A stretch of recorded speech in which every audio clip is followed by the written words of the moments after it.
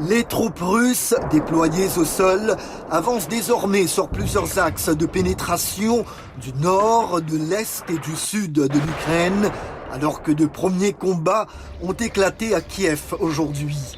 La capitale, qui ressemble à une ville fantôme, s'est réveillée dans la destruction après des bombardements en pleine nuit. J'étais en état de choc, donc je ne peux pas vraiment dire, mais probablement vers 4h30, 5h30, tôt le matin.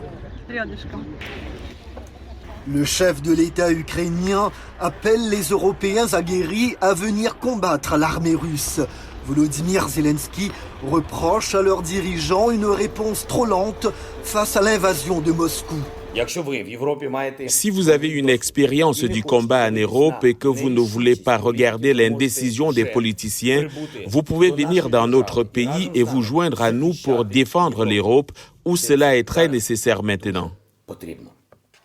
Son homologue russe Vladimir Poutine, qui se dit prêt à des pourparlers avec l'Ukraine, demande toutefois aux militaires ukrainiens de prendre le pouvoir à Kiev en renversant Volodymyr Zelensky et son entourage, qu'il qualifie de néo-nazis et de drogués. Son chef de la diplomatie, Sergueï Lavrov, affirme que l'objectif de l'invasion est de libérer les Ukrainiens de l'oppression. Nous sommes prêts à des négociations à n'importe quel moment dès que les forces armées ukrainiennes entendront notre appel, cesseront de résister et déposeront les armes.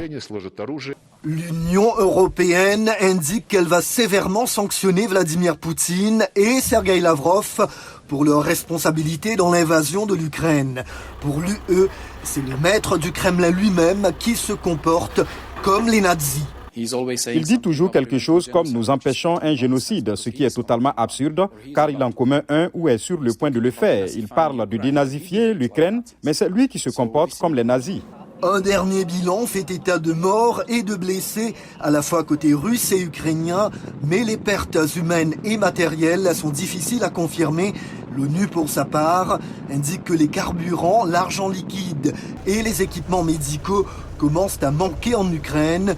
Selon elle, jusqu'à 5 millions de personnes seront contraintes à se réfugier à l'étranger.